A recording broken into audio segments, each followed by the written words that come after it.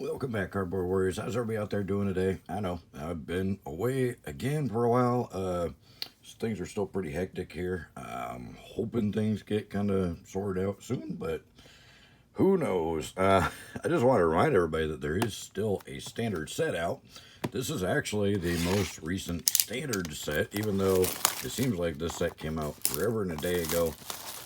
This is actually the only standard set currently out. The other two sets are both ancillary products that came out a month apart and a month after this set was released. Don't forget you got a box topper that's the same in every single box, which is kind of lame. But here's your new Capenna. We're going to go back, open a box, mainly because I realized with all the other sets coming out right back to back to back there, I didn't open very much of new Capenna. I don't have a whole lot of new Capenna opened. So I had a case just sitting there that I got right before, I think Dungeons & Dragons Baldur's Gate came out there. And I hadn't even broke into it yet. So we're going to break in it, open some boxes. There's only like 3 cards over $10 that are standard cards right now. It's all about the gilded and the etched foils. The only cards over $3 or over $10 are the the stash, the ledger shredder, and the hearse. So evolving door for our first rare, and then playing a swamp and our tokens. So those are the 3 cards we're hunting for, and of course the gilded foils and the edge foils. I don't think we can get etched in the standard draft boxes. I don't know. I don't remember. But I think we can get the gilded in here, so this should be good. Wiretapping, one of the full art mountains, and a citizen token. Keep track of mythics and triomes, because don't forget there is triomes in this set. So even though these aren't very sought after right now, and nobody really cares about this set, there is still triomes in here. There is still value. Riveter's Ascendancy, treasure token. This is probably one of my least favorite sets that's come out in a long, long time.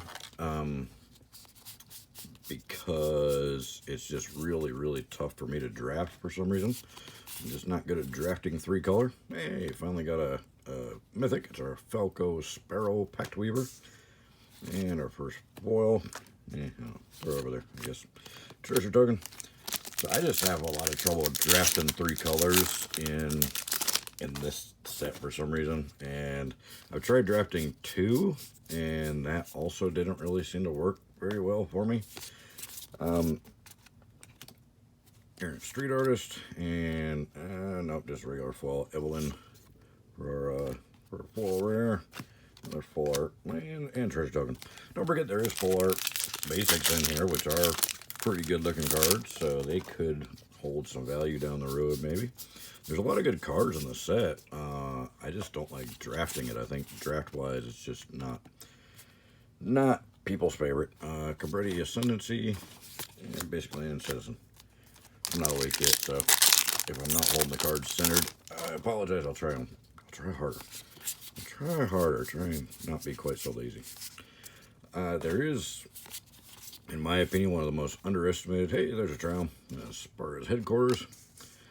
There is one of the most underestimated commons, I think, in a long time in this set. And not just one of them, but 5 of them, I think. Each one of the, these guys, hey, speak about them and they will arrive. Yeah, the Reveler, or not Revelers, but whatever these filter land things are. God, I'm not awake yet.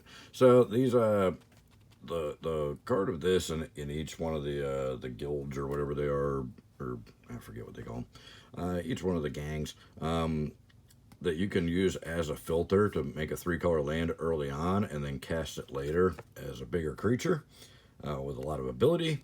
Those things I think are hugely underestimated. I think these are great cards. I think they're gonna prove to actually find some play in some eternal formats, I think, later down the road. We'll see what happens with it, but I think it's a great idea. Hey, another triumph. The Rafine's Tower, full art, or showcase that time. Not full art, showcase.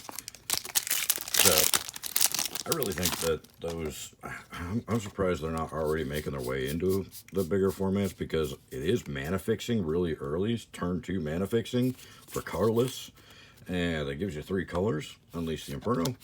but it can, even in a 2-color deck, if you run the one that's got those 2 colors and then 1 extra color, he can use that extra color to cast himself when he needs to. So, and you can always splash for sideboard stuff with that extra color. So, Obscure Ascendancy, common foil, and we're not getting any big hits. Well, we got a couple. We got a couple of the Triumphs, so I guess that's good. But right now, they're not that valuable. They're in that like 10 and under range. So, hey, Ob Nixilis, his etched foil is still the most common. I'm really not awake. The most expensive card in the set currently. Advertising, boo. I think he's running around $50 for the etched foil Ob Nixilis from this set, which I think the etched you can only get in the collector's boxes. There's another one of those. Pay 2 and you turn one of your lands into a tri-land, into a triome, and then you can cast it later on as a big creature. You can't argue with that. Getaway car. This one's fun. You can do a lot with that one if in the right build. Of course, got to kind of build around it.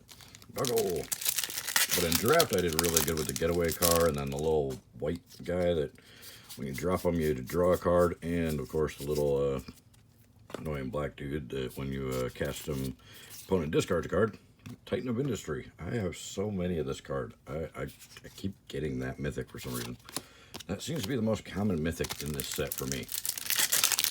What's the most common mythic you guys have been getting in this set? Because that one's definitely the one I think I have the most of mythic-wise. I think I already had a play set of them, even though I haven't opened a lot, and now I just got another one. Evolving Door, Fuller Island, and Perfect. So I think the biggest thing hurting this set, like I said, is just that it's not very good for draft. Some people love it for draft, but most people I've talked to don't really like drafting it. Ognis. And that's a bummer because the other sets that came out, the Commander Legends, Battle for Baldur's Gate there, and Double Masters 2. Double Masters 2 is amazing to draft, but I've only been able to draft it once because there's just not enough product out there. Watsy just didn't give us enough stuff. Wiretapping and treasure token. And not only that, but the product that was out there, everybody opened because there was so much value in the boxes. So people weren't using it to draft with. So I got to draft it one time, and that was it. So you get Tora the Incinerator for our next mythic, our disappointing mythic. So I don't know, the 3-color sets, they're really hit or miss, I think, and this one was, I think, kind of a miss, just as far as, it could have been better. Devilish Ballet, there's a lot of good cards in it, and like I said, a lot of underestimated cards, I think, but it just doesn't draft well, and it's kind of a chaotic set to add into Standard, I think, with all the 3-color goofiness when the other sets around it aren't based on that. Titmir's Garden for another Triome, and another rare foil, Corpse Explosion, and more advertising. So we'll see what happens down the road, but I'm sure, just like every other Magic project ever, it's going to go up in value after a couple of years, so it just takes a while for this stuff to really age well. Depopulate, and Plain and Spirit. But the worst Magic sets of all time, I mean, look at Fallen Empires. It's a junk set. The most expensive card in there is $10. Try and find a box for less than like $700 right now. It's impossible. Rude Ears, Ascendancy. You know, a lot of these Ascendancy cards. I've noticed that seems to be, the most common rares I think you come across is those Ascendancy cards, which, yeah, it's just, I don't know. 3-color sets are tough, depending on how they build it. And I don't think they built this one very well. Falco, Spara, Pact Weaver, and a Cabretti Charm foil, and basically a rogue. So I'm sure it'll age well. I'm sure in a few years people will be like, oh man, I wish I could find a box of that for $100. You know? Well, even right now it's kind of getting hard. A second Ognis, double tap the Ognis. Okay.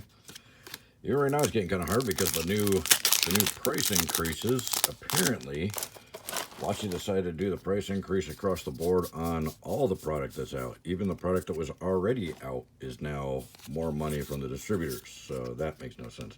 A second depopulate? Or is that a third one? God. Repetition is crazy in here. Yeah. Keep it going here. See if we get anything good. We haven't been too impressive so far. But there's just not a lot of value in the set. So, Mysterious Limousine. Swamp, more advertising. Alright, 2/3 of the way through the box. What, 5 mythics? The Ob Nicholas is good, but it's probably the most value we got, and I don't think he's worth a whole lot in just the regular version. Hey, there we go. A Halo Fountain Mythic Full Art. I'm not sure what that one's running at right now, but I don't think it's worth a whole lot. I think really the only cards that are worth a lot are the Gilded Foils and the Etched Foils currently. The most expensive standard card, non-fancy version, is the Ledger Shredder, Copier Stumper. And he's running at about 20 bucks right now by the looks of it. Probably on the high end. So, not a lot of value in here, but like I said, in the future, it'll be worth a lot more. Black Market Tycoon, Mountain Treasure. Okay, where's the good hits? We need some good hits.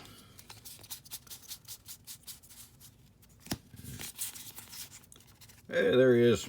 About time we got him. All right, so we got one Ledger Shredder. And Angel Token.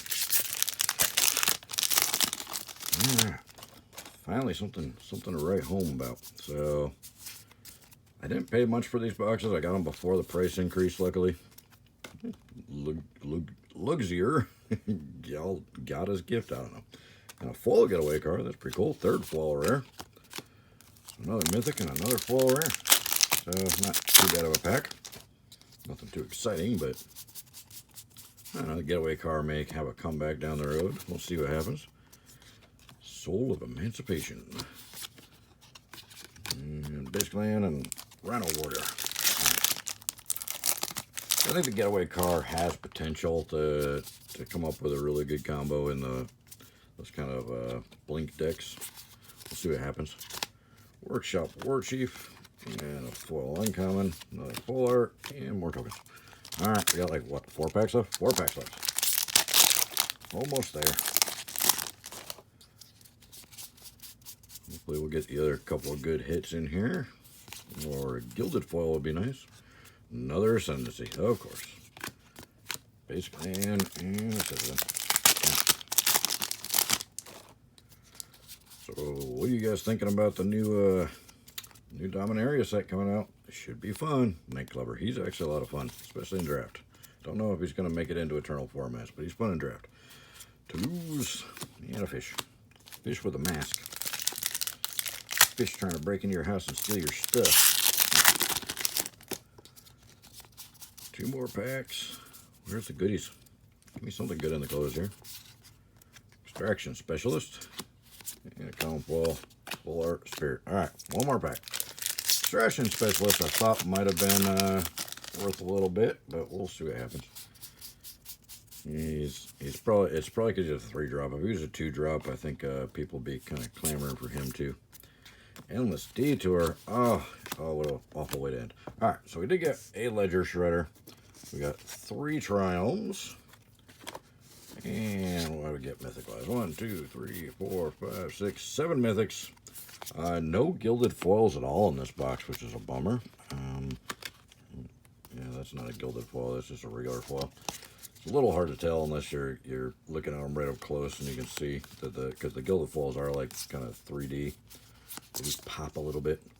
So we got 3 foil rares: Getaway Car, Corpse Explosion, and Evelyn. So it's pretty much average box, I think. I don't think anything exciting. I don't know if we lost money. We probably broke even because I got it before the price increase. If we'd bought these after the price increase, probably would have lost a few bucks. But like I said, it's not what it's about. It's about, the product's going to age. In 5 years, these boxes will be, probably $200 minimum, if not more, depending on if some of these cards hold, or if the Triomes go up, depending on how many times they reprint the Triomes the next few years.